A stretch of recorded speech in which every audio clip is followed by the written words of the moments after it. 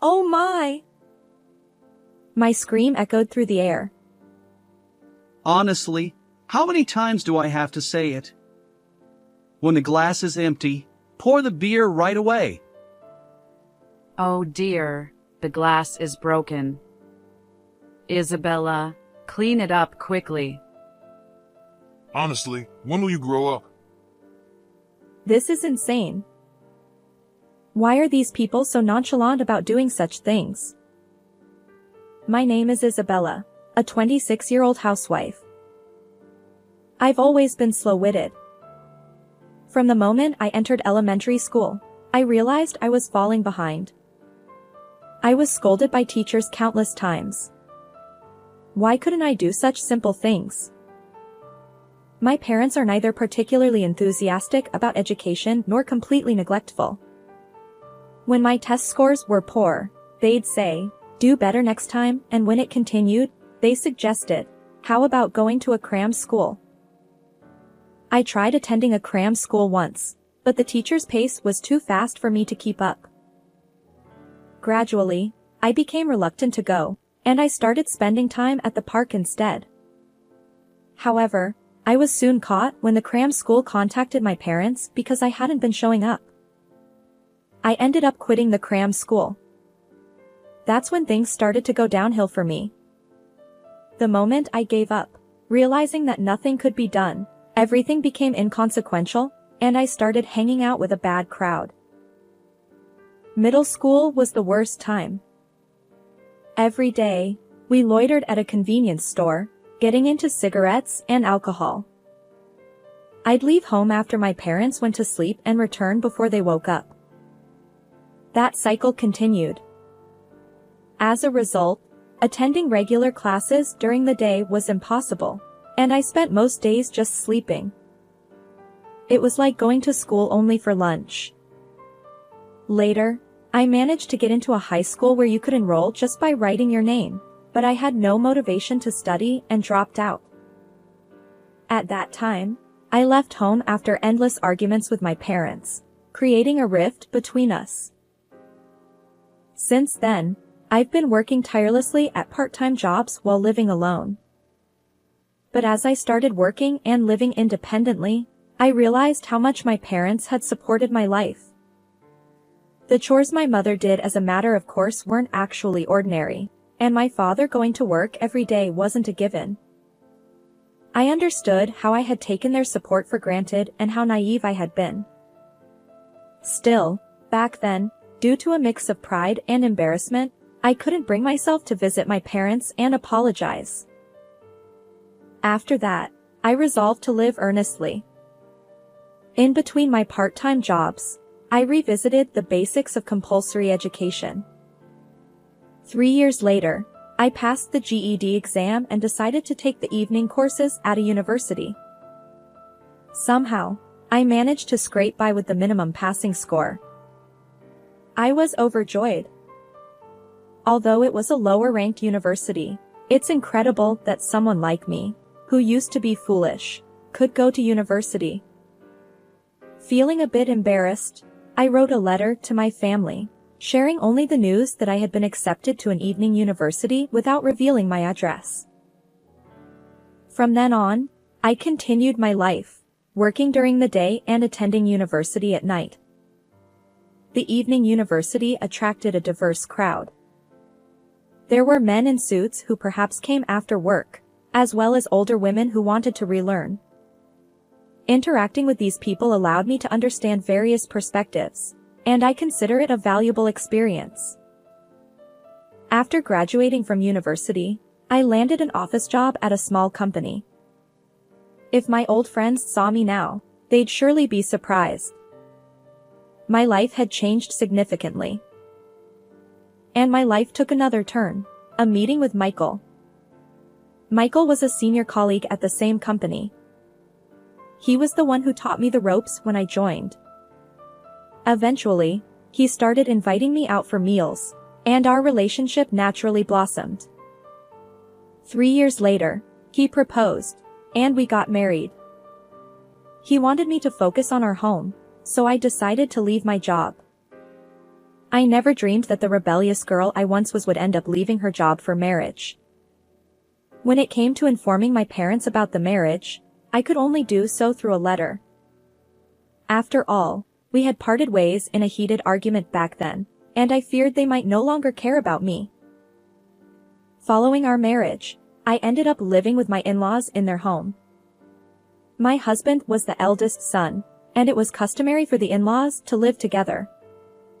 During the marriage introduction, I didn't have a negative impression of my in-laws, and there was a part of me that craved family love, so I agreed to cohabitate without much thought. Little did I know that this would mark the beginning of a living hell. I began experiencing severe mistreatment from my in-laws and husband. Isabella! Your cleaning is far too slow. Bathroom, toilet, weeding the garden. Do it more efficiently. Hey! I asked for tea. How long do I have to wait?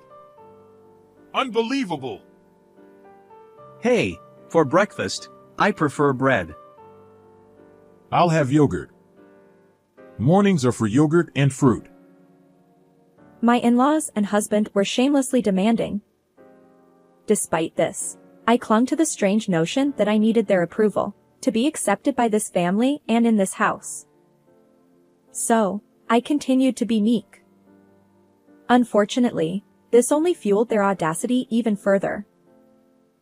Isabella, give me a massage. Ah, excellent. I'll be next. Well then, after Dad, maybe I'll get one too. One person, 30 minutes each, for a total of an hour and a half of massages. And afterward, I brewed tea and served store-bought dessert to everyone, as if I were a housekeeper. I gradually began to suspect that I was being used for their convenience by my in-laws and husband.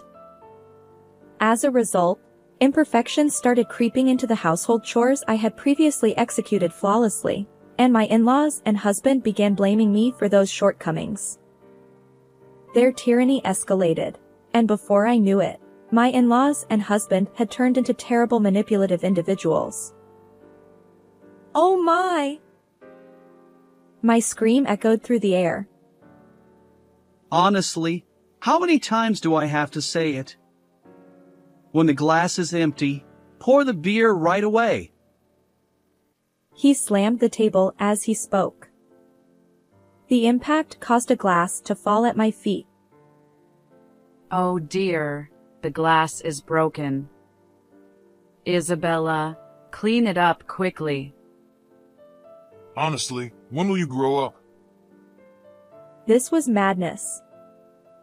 How could these people be so callous? I had reached my breaking point. I wanted to go home. But where? To my mom's place? Yet, I was afraid. Would they accept me?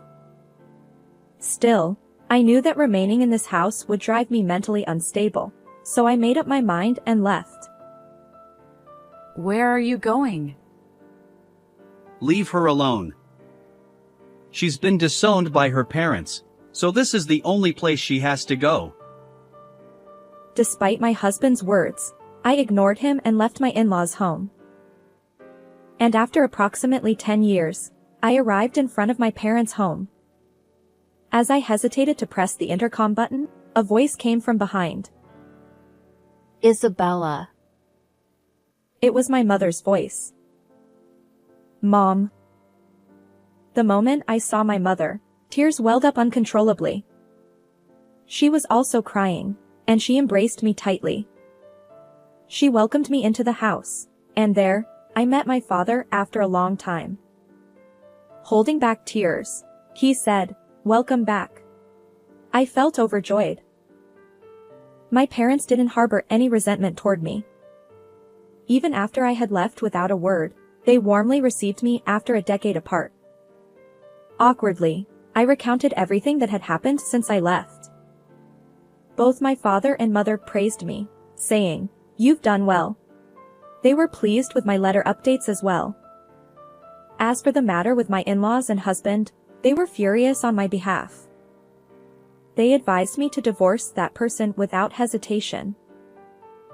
A few hours later, I received a message from my husband. Where are you now? It's time to come back. I replied, I'm currently at my parents' house.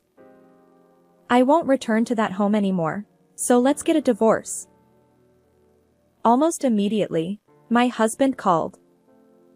His angry voice made it hard to understand what he was saying, but it seemed he wanted to come here to persuade me.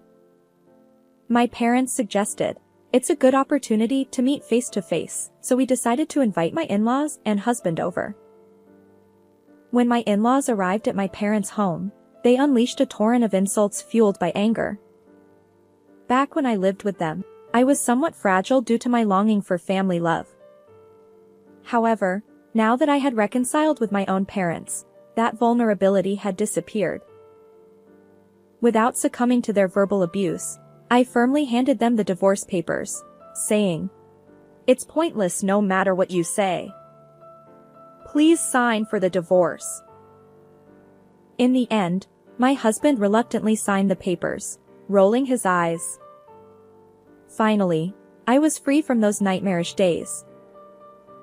And in the blink of an eye, 5 years had passed since the divorce. It was a holiday, and I was relaxing at my parents' home as usual. Suddenly, the intercom buzzed. Who could it be on a Saturday morning? Since I was closest to the front door, I decided to answer.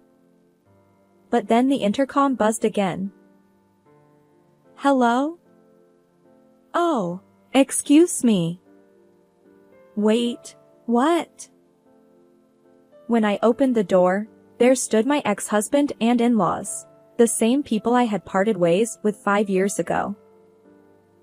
Why? How? My ex-husband grinned and said, Hey there! You doing well? I figured you'd calm down by now. I'll forgive you, so come back, ha! What are you talking about? My shout drew my father's attention, and he joined me at the entrance. He too was surprised by their presence. My ex-husband continued smirking. You're probably still a lonely single woman, right? We'll take you back. And then my ex-father-in-law, audaciously, chimed in. Grandmother needs care too. Let's discuss the future. Their nonsensical statements made me burst into laughter. Impossible. Why are you laughing? My ex-father-in-law snapped. Exactly. How dare you, a lowly woman, be so cheeky? My ex-mother-in-law chimed in. I replied. Well, I was just thinking, who's speaking from a high horse here?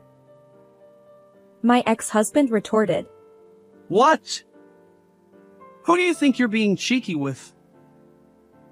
He seemed to believe that his forceful tone, reminiscent of our cohabitation days, would sway me.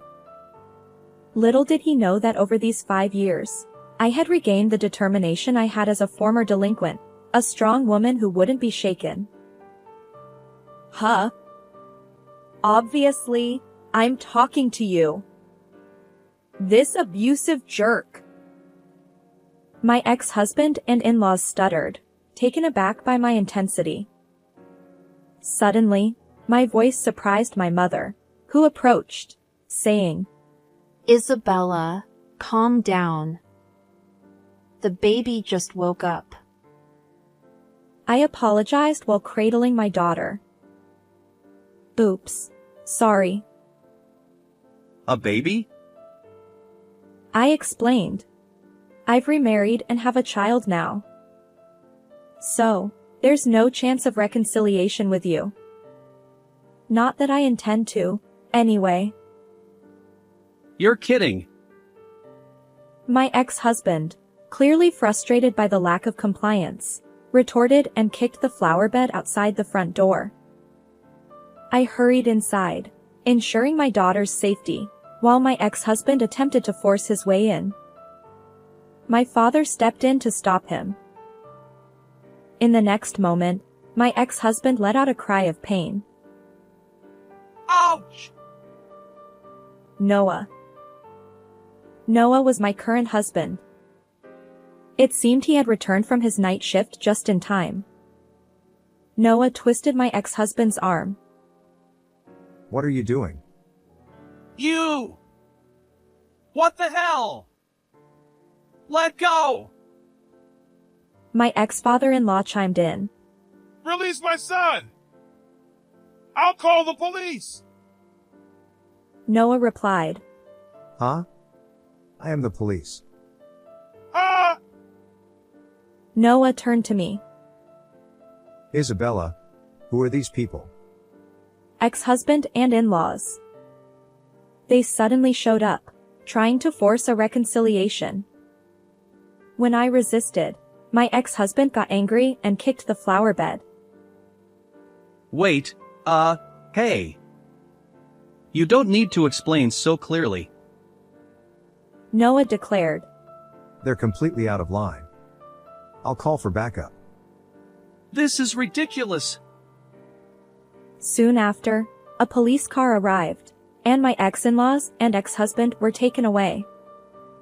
The neighbors watched like curious onlookers, and my ex-in-laws and ex-husband hung their heads in embarrassment as they got into the police car. And the reason my ex-in-laws and ex-husband visited me was as follows. It turns out that they had been squandering Michael's grandfather's inheritance and grandmother's pension, indulging in gambling and a life of luxury. However, when his grandmother's health deteriorated, and she needed care, her pension was being used to cover the costs of her care facility. So, they decided to call me back and try to take advantage of my family's wealth. They probably assumed that if they shouted at me, I would comply with their demands. They completely underestimated me. Upon learning that I had remarried a police officer, my ex-in-laws and ex-husband likely decided never to involve themselves with me again. By the way, let me share how I ended up marrying a police officer. During my evening university days, I became close friends with a woman in her 50s who was in the same seminar. Even after graduation, we continued to meet up for drinks regularly. After my divorce from my ex-husband, she suggested that I meet her nephew, Noah. We hit it off, and that's how we ended up getting married. Life is unpredictable, and I never imagined finding happiness through such connections and bonds. Moving forward, I plan to enjoy each day while nurturing a good relationship with my husband, parents, and watching my daughter grow. How did you find this story? Don't forget to subscribe to the channel. See you in the next video. I am Luna, 32 years old, living with my husband and son. I joined the company as a new graduate and have been working there for 10 years now. When I gave birth, I took maternity leave, but I returned to work immediately after my son turned 1, and I continue to work vigorously in a sales position. Thanks to my hard work, I am on the verge of a promotion, and recently, work has become even more enjoyable. On the other hand, my husband, who is 3 years younger, has been restless and changing jobs even before we got married. He aims to start his own business someday, believing that to become a future entrepreneur, it's essential to gain skills by working in various companies rather than staying in one place. However, when I look at my husband's current situation, his salary decreases with each job change. I have doubts about whether he is truly improving his skills. Despite that, I felt it was my responsibility to support our household while encouraging my husband's dreams. I wanted to believe in his potential. However, my husband betrayed me. He used an unthinkable method to trap me. During the first couple of years of our marriage, my husband and I got along well. Our life wasn't easy due to his unstable job, but spending time with my husband dreaming about building our own home and traveling abroad was enjoyable. However, Things changed after I gave birth to our son. My husband became noticeably cold towards me. Looking back, perhaps he hadn't changed much himself. It was having a child that made me realize his true nature. While my husband had never been keen on household chores, he particularly disliked childcare. When I was on maternity or childcare leave and stayed at home, things were manageable. But once I returned to work after my childcare leave, my days became a whirlwind. I woke up early to prepare breakfast for my family and take our son to daycare. After work, I rushed to pick him up, did the grocery shopping, and prepared dinner. I barely had time to catch my breath. I could have used an extra pair of hands. Yet, my husband seemed oblivious to my struggles. Despite having more free time than I did, he adamantly refused to take our son to daycare. When I asked him why, he said he didn't want to be perceived as someone with too much free time if he did the school run as a father. I tried to convince him that it's perfectly normal for men to be involved in parenting these days. In fact, I saw plenty of fathers in suits doing school drop-offs at the daycare. However, no matter what I said, my husband remained stubbornly resistant. Avoiding arguments, I eventually gave in. Balancing work, household chores, and childcare was tough for me, especially with early mornings and overtime at the office. But I persevered for the sake of our family. It would have been helpful if there were someone who could admonish my husband. Unfortunately, the only person he fears, my father-in-law, is currently away on a business trip. My father-in-law always praised me for balancing work and household chores, understanding the demands of my job. Even when my pregnancy was confirmed, he advised my husband, Take good care of Luna. However, shortly after our son was born, my father-in-law was transferred far away. My mother-in-law stayed behind in our hometown. Unfortunately, unlike my father-in-law, she dotes on her son excessively and only takes my husband's side, so I couldn't rely on her at all. With her extensive experience as a homemaker, my mother-in-law didn't seem pleased that I continued working after giving birth. Additionally, she must have been bothered by the fact that her own son kept changing jobs without making significant progress. It seems she felt frustrated that I, as the daughter-in-law, achieved more in my career. Every time we met, she made snide remarks about me prioritizing work over my roles as a wife and mother. While she surely knows that my work contributes to our current lifestyle, she still criticized me. Eventually, she started saying absurd things like how it's pitiful to leave my child at daycare until late or that I should quit my job altogether. Perhaps my mother-in-law's idle time during my father-in-law's business trips fueled her behavior. She would casually drop by our house, deliver her barbs, and leave. Although I felt unfairly blamed, I resigned myself to the fact that some people with outdated views might never understand. Unfortunately, my husband seemed to resent my professional success. When I received a raise for my efforts, I excitedly shared the news with him, hoping for at least a congratulatory word. Instead, his response was a dismissive, Oh, really? It hurt. As time went on, my husband's attitude worsened. He started berating me, saying things like, Don't get too full of yourself just because you're earning a bit more. The constant criticism from my husband and even my mother-in-law left me questioning why I was working so hard every day. I began regretting my decision to marry him. To make matters worse, my husband's late nights became routine. Despite working at a factory where he should have regular hours, he often returned home well past midnight. When I asked him why, he always claimed it was work-related. I didn't believe that could be true, but whenever I tried to inquire further, he'd become irritable. So I refrained from pressing the issue, but I couldn't help feeling suspicious about his unnatural behavior. And then, Finally, an incident occurred.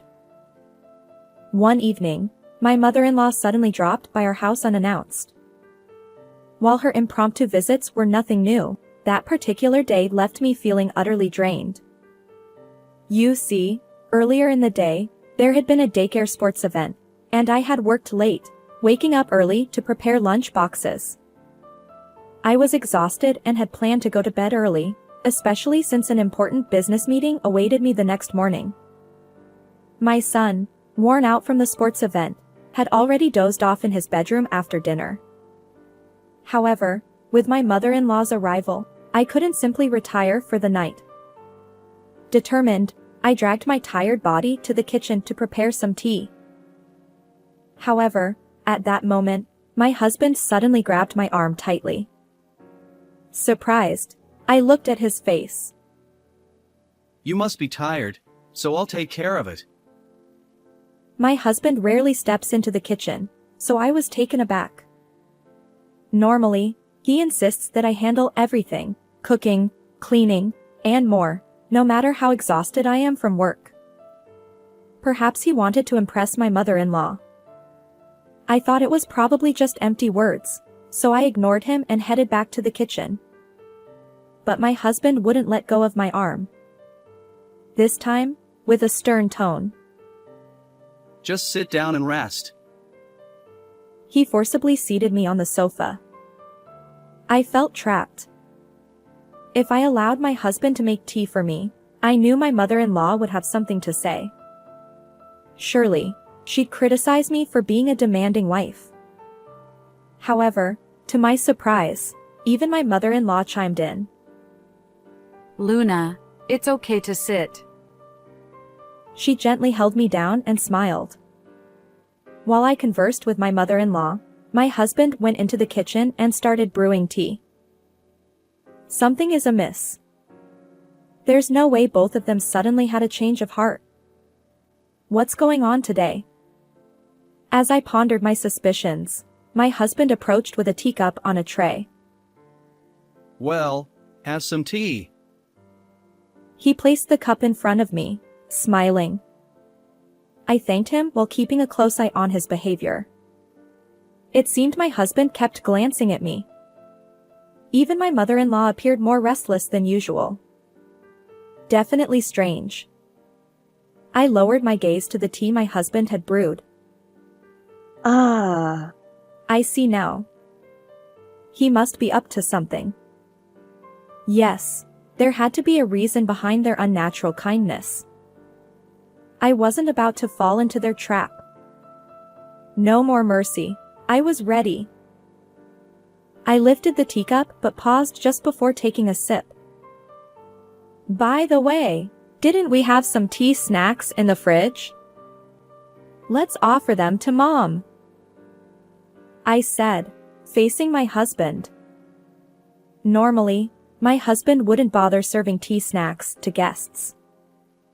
But today, after telling me to rest, he had no choice but to comply. Initially bewildered, he eventually conceded. Oh, right. He headed back to the kitchen to fetch the treats.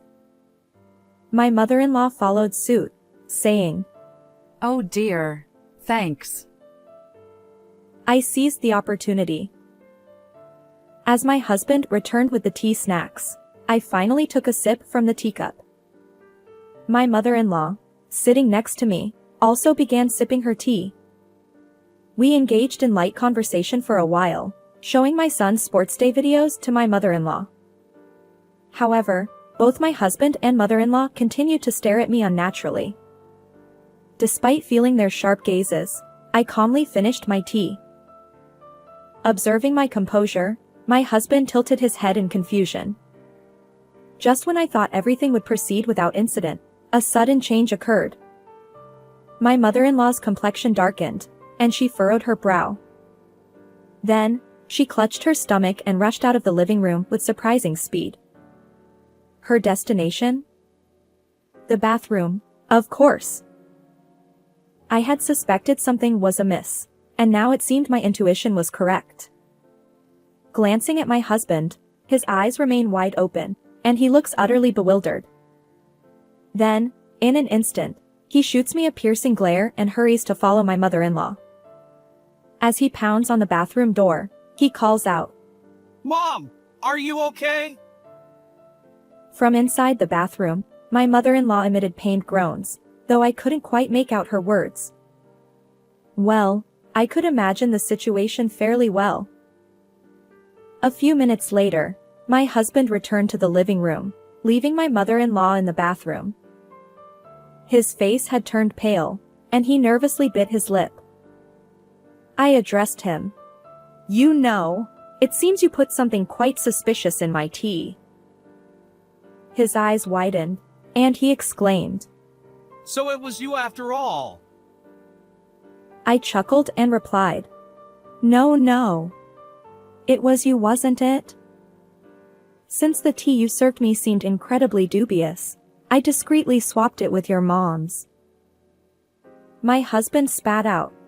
You're a terrible wife. Suspecting me. I couldn't help but burst into laughter. Well, who's worse, really? I retorted.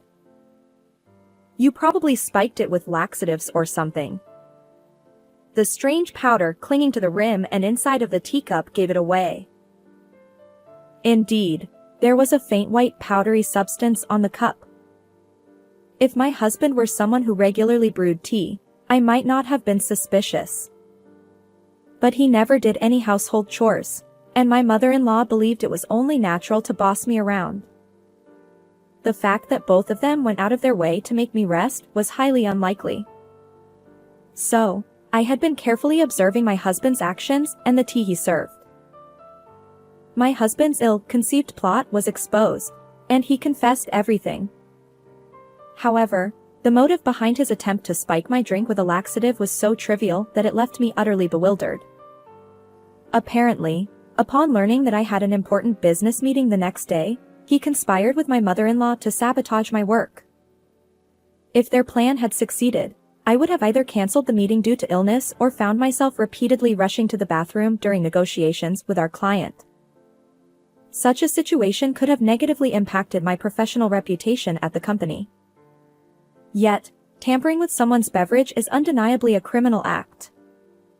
Why would both my husband and mother-in-law go to such lengths to undermine me? I find their actions pitiable. After being completely exposed and defiant, my husband glared at me. If anything happens to Mom, I'll demand compensation. But I retorted, What are you talking about? You're the one who should pay compensation. I chuckled and added, I know you've been cheating all along. His expression froze in an instant.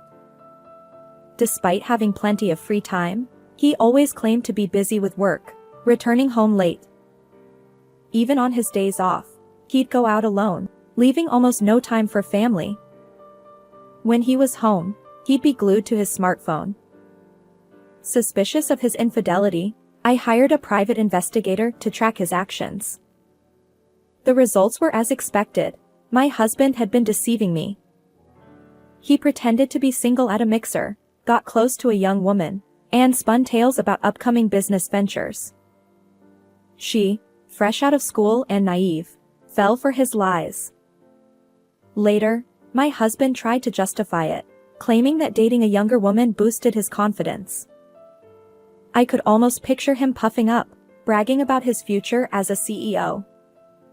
But if he had that much free time, he should have put more effort into achieving his goals. Instead, it seemed my husband, like a spoiled child, was chasing an impossible dream of entrepreneurship.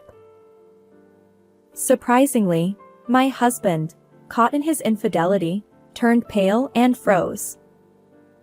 I looked him straight in the eye.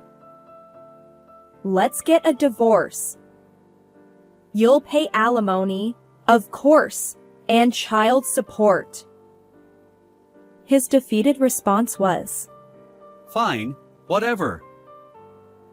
But then he tried to assert himself. Just so you know, if we divorce, I'll take half of our savings. I know you've been secretly hoarding money. I chuckled and sighed. You won't get a share of my assets. Most of the remaining savings are from when I was single. The pre-marriage savings aren't subject to division. He retorted. What? That can't be true. Besides, you've been earning lately. I decided to enlighten him. The recent earnings have mostly gone toward living expenses since you contribute very little. His face fell. Then I added, by the way, every piece of furniture and every appliance in this house was bought with my money. So don't even think about taking them when you leave. This house is in my name, so please gather your belongings and leave.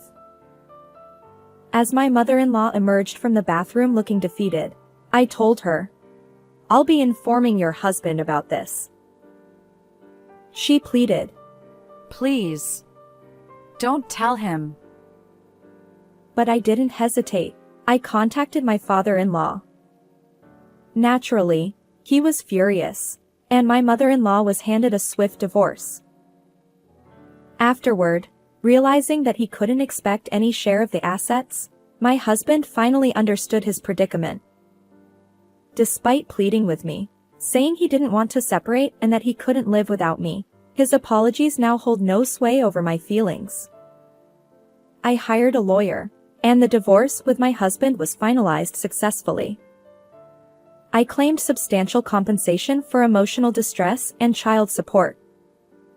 Due to his low income, my husband couldn't pay the compensation in one lump sum, and he ended up burdened with significant debt. But the punishment meted out to him wasn't limited to that. Since I filed a police report about the laxative incident in my tea, both my husband and mother-in-law were convicted of assault. Although they received probation, they now share a criminal record. In the end, my husband was also rejected by his affair partner, and he works tirelessly day and night to repay his debts. Meanwhile, my mother-in-law, abandoned by my father-in-law, leads a miserable life in poverty. They tried to undermine me with baseless jealousy, but they reaped what they sowed. On the other hand, my recent business negotiation was a great success, and I was promoted to lead the sales team. I moved out of the apartment I shared with my husband and rented a new condominium. Now, my son and I live happily together. Although my first marriage ended in failure, I'll continue working diligently and ensure my happiness. Farewell, everyone. How did you find this story? Please consider subscribing to the channel. Until next time, take care.